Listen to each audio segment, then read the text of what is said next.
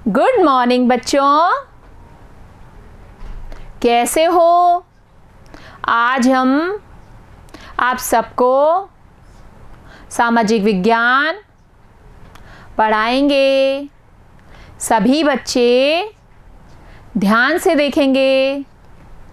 कक्षा 8 विषय सामाजिक विज्ञान।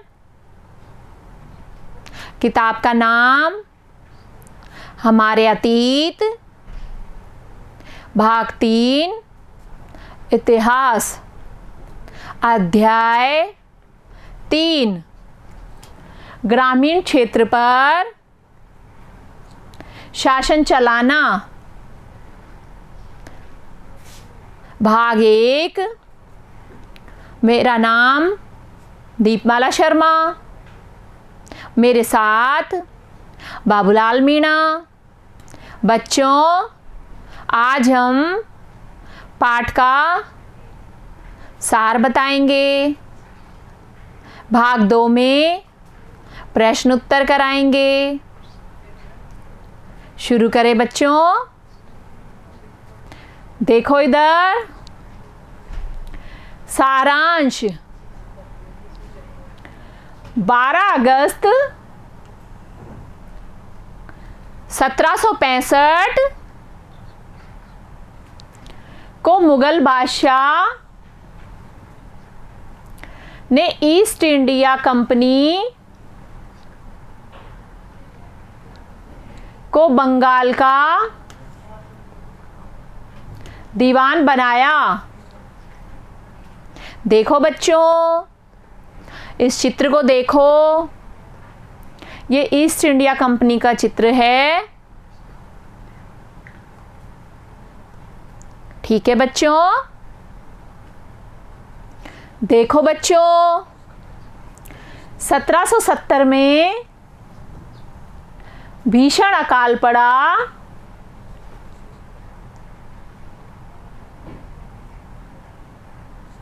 जिसमें बंगाल में लगभग 1 करोड़ लोगों की मृत्यु हो गई। देश की लगभग 1/3 आबादी समाप्त हो गई। देखो बच्चों, इस चित्र को देखो। अकाल के बाद बहुत सारे लोग मर गए और उनमें से बचे हुए इस तरह के दिखे जो आप देख रहे हो। समझे बच्चों। खेती में सुधार की जरूरत व स्थायी बंदोबस्त। कंपनी ने 1793 में राजस्व हेतु स्थायी बंदोबस्त लागू किया, जिसमें राजाओं व तालुकदारों को जमींदारों के रूप में मान्यता दी गई। किसानों के लिए स्थायी बंदोबस्त की व्यवस्था बहुत दमनकारी थी। इसमें ब्रिटिश सरकार ने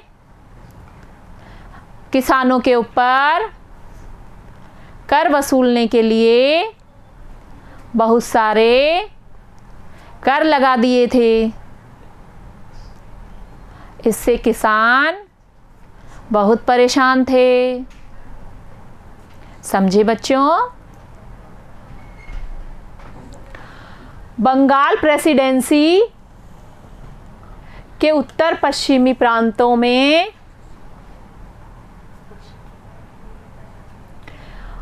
1822 में महालबरी ग्राम समूह बंदोबस्त लागू किया गया। इसके अंदर अलग अलग जगह के गांवों को एक जगह एक समूह के अंदर मिलकर खेती करना और वहाँ से लगान वसूल करना। दक्षिणी भारतीय इलाकों में स्थायी बंदोबस्त की जगह रैयतवारी यानी किसान व्यवस्था लागू की गई।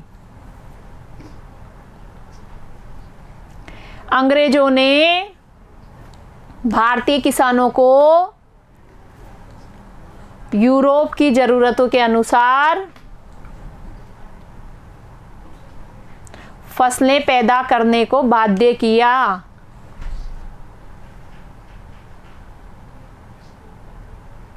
समझे बच्चों? देखो इधर 18वीं सदी के आखिरी तक कंपनी ने अफीम और नील की खेती का पूरा जोड़ लगा दिया था। देखो बच्चों, ये अफीम की खेती है और ये नील की खेती। इसमें अंग्रेज़ों को बहुत ज़्यादा मुनाफा था और यूरोप में इसकी बहुत मांग बढ़ रही थी। इसलिए अंग्रेज़ों ने भारत में नील की खेती पर बहुत जोर दिया, क्योंकि नील की खेती से जो नीला रंग निकलता था वो बहुत ज़्यादा सुंदर और चमकदार होता था। इस कारण अंग्रेज भारत के अंदर नील की खेती पर जोर दे रहे थे। समझे बच्चों? देखो बच्चों, इसके अलावा पटसन बंगाल, चाय असम, गन्ना उत्तर प्रदेश, गेहूं पंजाब,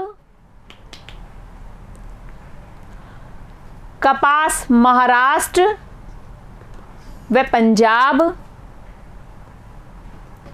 चावल मद्रास,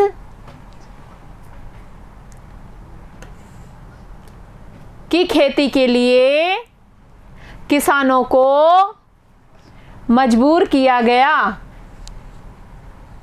अंग्रेजों ने किसानों पर दबाव डालकर इन सभी खेती के लिए जोर दिया। देखो बच्चों, यूरोप में भारतीय नील की बहुत मांग थी। नील की बढ़ती मांग को देखते हुए ईस्ट इंडिया कंपनी भी भारत में नील की खेती बढ़ाने के रास्ते ढूंढने लगी।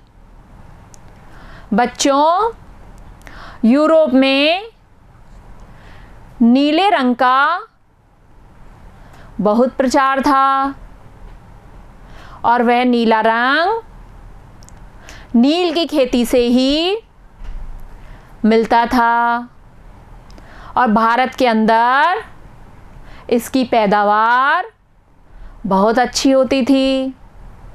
इस कारण अंग्रेज भारत में नील की पैदावार को बढ़ाने के लिए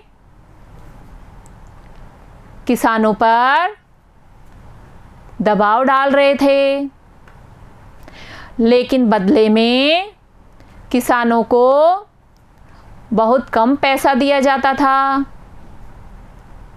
और नील की खेती के बाद खेती में पैदा के लिए जमीन उपजाऊ नहीं रहती थी। समझे बच्चों? नील की खेती कैसी होती है? एक, निज। इसमें बागान मालिक खुद अपनी जमीन में नील का उत्पादन करते थे। देखो बच्चों, जिनके पास जमीन होती थी वो खुद अपने आप नील की पैदा करते थे। समझे बच्चों? दो, रेयती। इसमें बागान मालिक किसानों के साथ एक अनुबंध करते थे एवं मुखिया को भी रेयतों की तरह समझौता करने के लिए बाध्य किया जाता था। बच्चों, इसमें जमीन मालिक किसानों द्वारा एक अनुबंध कराकर किसानों से खेती करवाता था और अंग्रेज जमींदारों पर भी दबाव डालते थे। समझे बच्चों? नील की खेती ने किसानों को बर्बाद कर दिया। उनको नील की बहुत कम कीमत मिलती थी। वे कर्ज में डूबे रहते थे। उनकी जमीनें धान की खेती लायक नहीं रहती थी। अंत में बंगाल के नील रेयतों ने नील की खेती से इनकार कर दिया। इस बगावत के बाद बागानों में नील का उत्पादन धराशायी हो गया। किसानों ने नील उत्पादन के लिए अंग्रेजों को मना कर दिया। समझे बच्चों? नील विद्रोह मार्च 1859 में बंगाल के हजारों रेयतों ने नील की खेती से इनकार कर दिया। देखो बच्चों, इस चित्र को देखो। किसानों ने नील की खेती से इनकार कर दिया था। नील आयोग का गठन।